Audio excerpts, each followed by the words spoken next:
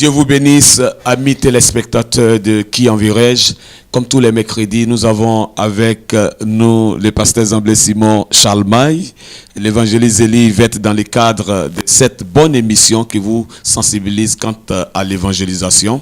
Et avec eux, nous avons une bonne nouvelle pour vous encore aujourd'hui. On va donc se tourner vers celui que nous appelons affectueusement les 4 P. La dernière fois, il l'a annoncé. Oui, c'est exact. Voilà, donc avec lui, on va lui demander ce que nous avons pour vous, amis téléspectateurs, aujourd'hui. On va essayer de voir l'importance, le rôle et la valeur du Saint-Esprit dans l'évangélisation.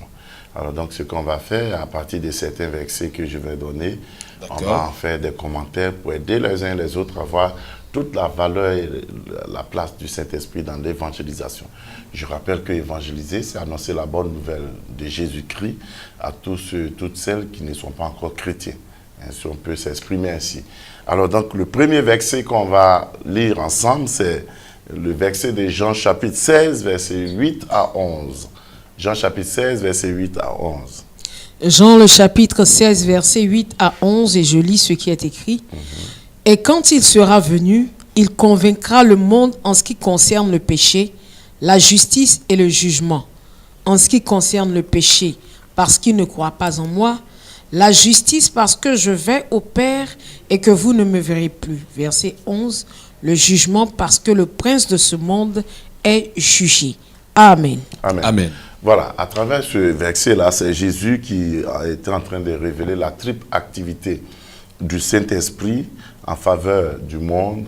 Et vous savez, quand l'évangile est prêché à des personnes qui ne sont pas encore chrétiennes, il y a un travail que le Saint-Esprit fait dans leur cœur. Et c'est ce travail-là qu'on appelle le travail de conviction du Saint-Esprit. C'est lui seul qui a le secret. Le prédicateur, lui, il apporte la bonne nouvelle, et c'est le Saint-Esprit qui utilise cette bonne nouvelle qui est appliquée au cœur de l'auditeur pour pouvoir produire la transformation nécessaire. Par exemple, ce n'est pas nous qui convertissons les gens, c'est l'action du Saint-Esprit quand il convainc quelqu'un des péchés, des justices et des jugements, que la personne finit par réaliser qu'elle a vraiment besoin d'un sauveur.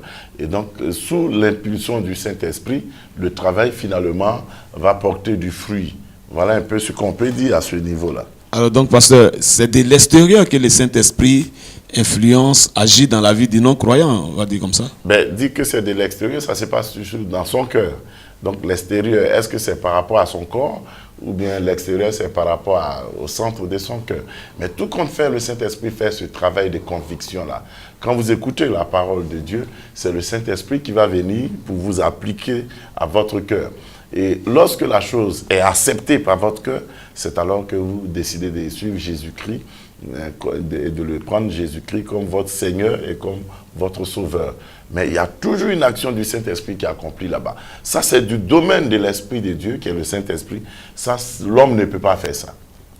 Aussi beau que soit le message que vous apportez, aussi éloquent que soit le prédicateur, lui, son message se limite à l'écoute au niveau de l'auditeur. Et l'auditeur, celui qu'on appelle communément le païen, lui maintenant, le Saint-Esprit prend les paroles pour produire la conviction nécessaire dans son cœur.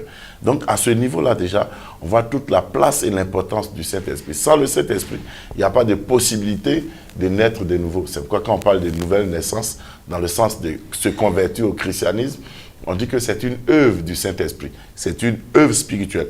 Le Saint-Esprit produit cette transformation-là dans votre cœur pour vous amener à une adhésion au Christ. Donc voilà un peu. Et toujours dans le rôle du Saint-Esprit, on va lire Jean chapitre 6, verset 63. Jean chapitre 6, verset 63, il est dit ceci. Oui. C'est l'esprit qui vivifie. C'est l'esprit qui vivifie. La chair ne sert de rien. Les paroles que je vous ai dites sont esprit et vie. Voilà. Amen. C'est Jésus qui enseignait ses apôtres et puis il dit, c'est l'esprit qui vivifie. Mais la chair, elle, n'a pas de grande utilité. Quand il dit c'est l'esprit qui vivifie, vivifier, c'est communiquer la vie. Donc quand on s'en va en évangélisation, c'est le Saint-Esprit qui donne la vie de Dieu aux personnes qui écoutent la parole de Dieu. Par exemple, quand je prêche, je peux dire à quelqu'un, Jésus-Christ est amour. Mais il a peut-être entendu ça à plusieurs reprises sans que ça ne lui dise quelque chose. Mais ce jour-là, cette parole-là, le Saint-Esprit l'utilise pour apporter comme un amplificateur dans son cœur. Et à la fin, la personne commence par comprendre que, mais à réaliser la grandeur de l'amour de Jésus-Christ à son endroit. Et la personne peut se donner à Jésus. Il y a aussi que quand la personne s'est donnée à Jésus, elle mène des activités spirituelles au titre desquelles la lecture de la parole de Dieu, la prière et puis beaucoup d'autres choses. Mais c'est l'Esprit qui lui donne de pouvoir comprendre ces choses, évoluer dans sa marche avec Dieu, progresser jusqu'à ce qu'il puisse un jour, lui aussi à son tour, devenir un témoin de Jésus-Christ. Pasteur, j'ai remarqué une chose pendant les campagnes d'évangélisation, quand on lance par exemple l'appel à se donner à Jésus, des personnes viennent. Oui. Et après la croisade, bon, c'est comme si ces personnes-là retournaient à leur vie habituelle, à leur vomissure, si je puis le dire. Oui. Est-ce qu'on peut dire à ce niveau-là qu'il y a eu rencontre quand même avec le Seigneur? Oui, on peut dire qu'il y a eu rencontre. Hein. Vous savez, dans ce processus-là, il y a tellement de choses invisibles et surnaturelles que ce n'est pas toujours évident qu'on donne tous les détails. Mais ce qu'on peut retenir, c'est quoi? C'est que lorsque vous prêchez la parole de Dieu, le Saint-Esprit est là pour accompagner la parole de Dieu. Il fait un travail de conviction dans le cœur de celui qui écoute, comme on l'a tantôt dit. Et quand ce travail-là est fait, la parole de Dieu qui est sémée maintenant doit pouvoir trouver le cadre nécessaire pour évoluer. C'est par exemple l'engagement de la personne.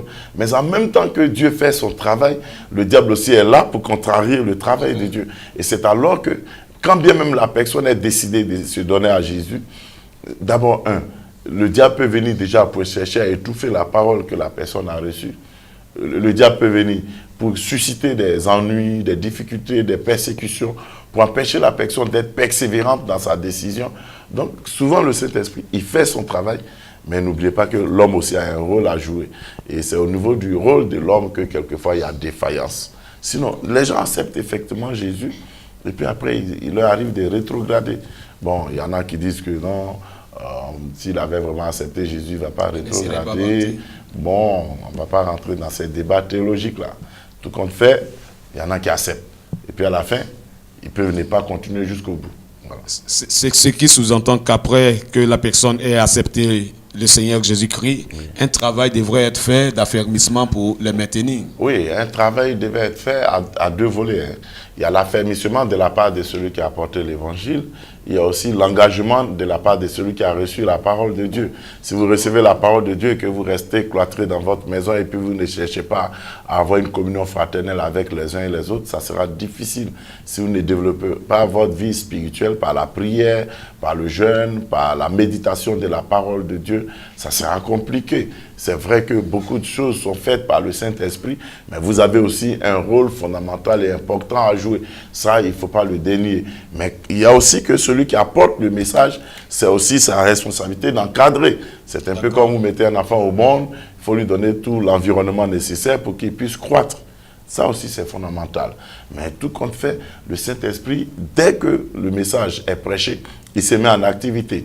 Dès que le message est reçu par celui qui écoute, il continue son activité. Le Saint-Esprit fait beaucoup dans l'évangélisation, de façon invisible, mais il fait beaucoup quand même. Il fait énormément. Il y a un verset qui m'a interpellé lorsque j'étais en train de réfléchir à préparer cette émission. Actes chapitre 1, verset 8, que beaucoup connaissent certainement, mais qu'il est bon de revenir là-dessus. Actes chapitre 1, verset 8. Mais vous recevrez une puissance, le Saint-Esprit survenant sur vous, et vous serez mes témoins à Jérusalem, dans toute la Judée, dans la Samarie et jusqu'aux extrémités de la terre. Amen. Amen. Voilà, à travers ce verset, d'abord, allons à la formulation du verset, de la façon dont c'est écrit. Il dit, vous recevrez une puissance, virgule. Le Saint-Esprit survenant sur vous. Parce qu'il y en a qui n'ont pas les bonnes traductions et qui pensent que le Saint-Esprit ici est assimilé à une puissance. Non, le Saint-Esprit n'est pas une puissance. Il est la troisième personne de la divinité. Le Saint-Esprit est la troisième personne de la divinité. Pour le Dieu des chrétiens, il y a Dieu Père, il y a Jésus-Christ qui est Dieu, Dieu le Fils, et il y a le Saint-Esprit qui est Dieu. Ça ne fait pas trois dieux, ça fait un et un seul Dieu. Un peu comme on a Didier corps, Didier âme, Didier esprit, il y a un seul Didier. Et tout regroupé Voilà. dans les seuls Didier. Voilà. Didier. Mais il y a une grande différence au niveau des dieux. Les trois personnes sont distinctes, elles sont différentes, l'une n'est pas l'autre, et ainsi de suite. On ne va pas rentrer dans tout ça. Mais ici, dans Actes chapitre 1, verset 8, vous allez déjà découvrir dans Matthieu 28 que Jésus annonçait que les apôtres devaient aller partout pour prêcher l'évangile. Et puis c'est comme si Jésus leur dit, bon, attendez, je vous donne le chronogramme exact du travail. Mais en vous donnant le chronogramme, vous commencez là où vous êtes, vous continuez un peu plus, et puis après vous allez plus loin, et à la fin vous partez partout où Dieu vous permettra. Mais vous avez besoin pour tout ce parcours-là de la puissance du Saint-Esprit. Tu vois, il leur a dit, allez, mais il leur a demandé d'attendre la puissance du Saint-Esprit. Sans la puissance du Saint-Esprit, c'est difficile d'évangéliser. La puissance du Saint-Esprit, on l'acquiert dans des attitudes d'intimité avec Dieu. Parce que quand tu vas évangéliser, tu t'en vas affronter des puissants des ténèbres. Oui. Donc tu as besoin toi-même d'être puissant aussi. C'est le Saint-Esprit qui te confère cette puissance-là. Et lorsqu'il te l'a accordé, en ce moment-là, ton évangélisation devient pas simple, mais moins pénible, moins difficile que si tu n'avais pas cette puissance-là. Et tous ceux qui veulent s'engager dans l'œuvre de l'évangélisation, je vous en prie, il faut avoir soif de la puissance du Saint-Esprit. Sans la puissance du Saint-Esprit, vous allez prendre beaucoup de temps à accomplir certaines choses que vous pourriez faire rapidement avec sa puissance. Regardez par exemple l'apôtre Pierre. Avant qu'il n'ait la puissance du Saint-Esprit, ils étaient allés 2 fois en mission. Il y a eu des miracles, c'est vrai. Mais devant une seule femme, hein, dans l'épreuve, et il a régné le Seigneur. Après, quand Jésus est ressuscité et que les gars ne le voyaient plus, ils ont décidé de retourner à la pêche. Mais avec la puissance du Saint-Esprit, on retrouve un autre Pierre, un homme d'une autre dimension. Lui qui avait peur hier, il n'avait plus peur de la foule. Il parlait maintenant avec audace et foi. Il y a une seule prédication, il a eu à gagner 3000 personnes. Lui qui, avec Jésus, était toujours monté par la belle porte du temple, hein, c'est l'une des entrées du temple de Jérusalem à l'époque, il est passé devant le paralytique, ça ne lui a rien dit. Mais cette fois-ci, avec la puissance du Saint-Esprit, la différence était nette. Le paralytique, il a guéri. Il y a plus tard que même les Écritures disent que même l'ombre des pierres était source de guérison et de délivrance. Chassait les démons. Parce qu'il était revêtu de la puissance du Saint-Esprit. Et quand ils seront persécutés, les apôtres, ils vont demander à Dieu de restaurer cette puissance du Saint-Esprit. Sans la puissance du Saint-Esprit, c'est difficile. Il y a la puissance de l'argent, ce n'est pas la puissance du Saint-Esprit. Il y a la puissance de la sagesse, ce n'est pas la puissance du Saint-Esprit. Il y a la puissance de la technicité humaine, ce n'est pas la puissance du Saint-Esprit. Dans toutes ces choses-là, il nous faut la puissance du Saint-Esprit pour être efficace en matière d'évangélisation. Au-delà des formations qu'on peut recevoir, les techniques d'évangélisation, on devrait mettre un point d'honneur à rechercher la puissance du Saint-Esprit. Oui, il faut rechercher. Il y a quelqu'un qui crie, mais comment faire? D'abord, la prière, le jeûne, la méditation de la parole de Dieu, la fidélité à Dieu. Quand vous marchez de façon quotidienne, en étant fidèle à Dieu, vous êtes en train de vous revêtir de toutes les armes spirituelles que le Saint-Esprit donne. Et c'est avec ces armes, plus les dons spirituels, que la puissance se dégage quand vous mettez votre foi en action. C'est fondamental ce qu'on est en train de dire. Aujourd'hui, beaucoup de personnes n'acceptent pas de suivre Jésus parce qu'il n'y a rien de différent, il n'y a rien de plus grand qui leur est présenté. Vous partez par exemple annoncer l'évangile à quelqu'un qui s'exerçait au mysticisme, il a besoin de savoir qu'il y a une puissance plus élevée que la tienne. Est-ce que vous suivez? La sienne. La sienne. C'est pourquoi j'aime Yvette, tu sais. Elle est toujours là au bon moment. Plus élevée que la sienne. Et en ce moment-là, la personne se rétracte et abandonne ce qu'elle faisait pour suivre le chrétien. À l'instar de ce qui s'est passé dans la vie de Philippe. Philippe avait été choisi pour partager du pain. Tout à fait. En acte 8. Acte chapitre 8, il est lancé dans l'évangélisation par le fait des choses. Parce qu'il ne le voulait pas, mais il y a eu une grande persécution à Jérusalem. Et dans l'évangélisation qu'il faisait, la Bible révèle qu'il y a beaucoup de démons qui étaient chassés. Il y a eu des miracles, il y a eu des grandes choses. Au point où il a rencontré Simon le magicien, qui étonnait des gens. Mais la puissance qui était en Philippe, la puissance du Saint-Esprit, a étonné l'étonneur. Oui. Ça s'est dit aussi, non? On pourrait le dire comme ça. Okay. Il a été épaté au point où il a abandonné sa magie. Sa magie. Parce qu'il a vu une puissance plus grande. Donc on a besoin de cette puissance, la puissance du Saint-Esprit. On va lire aussi un texte, Actes chapitre 13, versets 1 à 2. Actes chapitre 13, versets 1 à 2. Oui. Il y avait dans l'église d'Antioche des prophètes et des docteurs. Oui. Barnabas, Siméon appelé Niger, Lucius de Cyrène, Manaën, qui avait été élevé avec Hérode le tétrarque, et Saul. Pendant qu'ils servaient le Seigneur dans leur ministère, Oui. Pendant qu'ils servaient le Seigneur dans leur ministère, oui. et qu'ils jeûnaient, le Saint-Esprit dit, le qui? le Saint-Esprit dit, mettez-moi à part Barnabas et Saul pour l'œuvre à laquelle je les ai appelés. Amen. Amen. Donc, à travers ce texte-là, on nous dit, Actes chapitre 9, Paul s'était déjà converti. Il a commencé des petites campagnes d'évangélisation. Et puis, finalement, il s'est retrouvé dans l'église d'Antioche avec Barnabas. Barnabas a été quelqu'un qui a vraiment encouragé Paul dans son ministère. Que Dieu suscite beaucoup de Barnabas dans nos églises. On en a besoin. Alors, donc, ils étaient avec un groupe de personnes, des docteurs et des prophètes. Il y en a qui ne croient plus au ministère des prophètes et autres. C'est vraiment dommage. Des docteurs et des prophètes qui étaient en train d'exercer le ministère, mais ils étaient dans l'enceinte de l'église. Ils étaient dans la communauté, comme on le voit beaucoup en Côte d'Ivoire et à Abidjan. Les gens, ils ne sont pas souvent, ils sont juste à l'église. Si ce n'est pas le dimanche, c'est le mardi ou le jeudi soir. Et finalement, le Saint-Esprit leur dit, mettez-moi à part Saul et puis Barnabas pour l'œuvre à laquelle je les ai appelés. C'est-à-dire quoi? Que c'est le Saint-Esprit qui choisit, qui qualifie les gens qu'il faut envoyer en mission. C'est vrai que Dieu dit, allons-nous tous en mission, mais c'est le Saint-Esprit qui donne la qualification nécessaire. Il te prépare, il te forge, il te délivre aussi. Parce qu'il y a des sémences quelquefois en nous qui peuvent être des obstacles en matière d'évangélisation.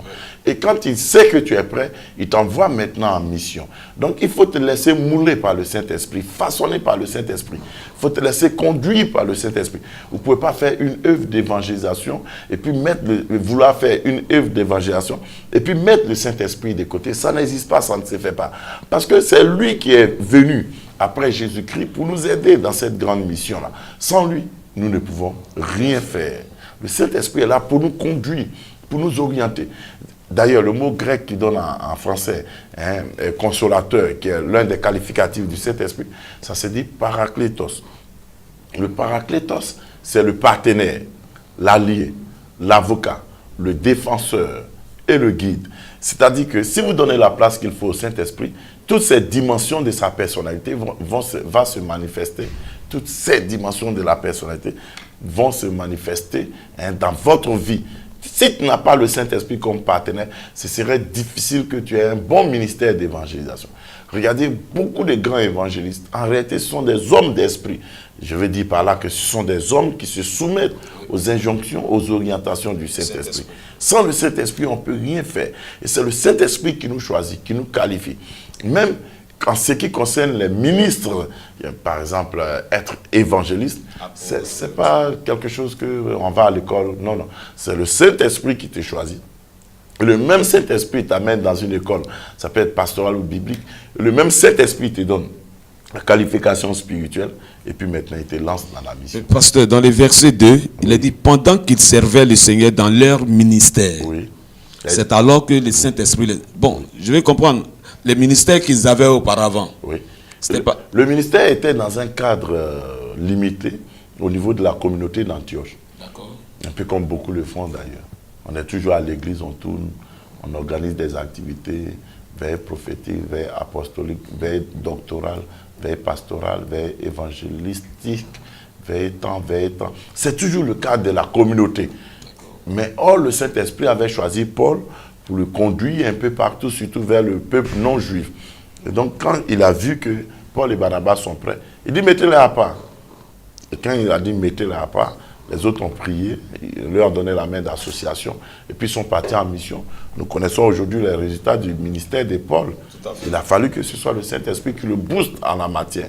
Et c'est ce qui s'est produit quelquefois dans certains programmes de prière, vous allez voir des gens, quand on commence à parler d'évangélisation, leurs pieds chauffent, ils sont tous agités. Bon, malheureusement, en Côte d'Ivoire et puis dans les pays d'Afrique, quand ils finissent de tomber, être agités, ils retournent à leur point de départ. Ils ne vont pas en mission, ils ne se mettent pas en action. Et ça, c'est vraiment pitoyable. Sinon, c'est le Saint-Esprit qui qualifie. Même au-delà de la qualification, on va lire un verset. Actes chapitre 15, verset 28. Vous allez voir ce qu'il fait en plus de la qualification. Verset 2 ou 28? Non, 28. Ah, ok. Verset 28. Actes chapitre 15, le verset 28. Oui, qui dit ceci. Oui. Car il a paru bon au Saint-Esprit et à nous de ne vous imposer d'autres charges que ce qui est nécessaire. Savoir de vous abstenir, je continue? Oui, continue un peu. Savoir de vous abstenir des viandes sacrifiées aux idoles, du sang, des animaux étouffés et de l'impudicité, choses contre lesquelles vous vous trouverez bien de vous tenir en garde. Voilà. C'est-à-dire, à ce niveau-là, la chose c'est quoi? C'est que quand le Saint-Esprit vous envoie en mission, vous allez constituer une communauté. Dans la communauté, n'ayez pas crainte, n'ayez pas peur. Les hommes ont leur rôle à jouer, mais le Saint-Esprit veille sur le dépôt de la parole de Dieu qui a été sémée dans les gens. Et lorsqu'il y aura des conflits, des difficultés ou bien des ambiguïtés dans la communauté, le Saint-Esprit sera là encore pour redresser les choses. Vous voyez, dans Actes chapitre 15, il y avait comme une sorte de conflit entre l'équipe de Paul et puis un autre groupe qui est venu de Jérusalem, mais qui n'a pas été mandaté par les apôtres tels que Pierre et Jacques et autres. Et l'affaire est venue devant les apôtres principaux que sont Pierre, Jacques et autres. Et le Saint-Esprit a inspiré les apôtres à déterminer ce qu'il faut pour ne pas que la communauté puisse être divisée, être disloquée. Même quand on va plus loin en matière d'évangélisation, ça c'est le volet où l'évangélisation est déjà faite et puis la chose est établie. En matière d'évangélisation, c'est le Saint-Esprit qui établit les stratégies d'évangélisation. Vous savez qu'il y a plusieurs méthodes d'évangélisation. Il y a le porte-à-porte, il y a l'évangélisation plein air, il y a quoi encore? Par Internet, par l'audiovisuel, par le théâtre, par le sport. Il y a plusieurs méthodes. Mais c'est le Saint-Esprit qui choisit la méthode qu'il convient par rapport à telle cible ou bien telle cible. Même le Saint-Esprit va quelquefois jusqu'à éliminer des groupes qui ont besoin d'évangélisation au profit d'autres.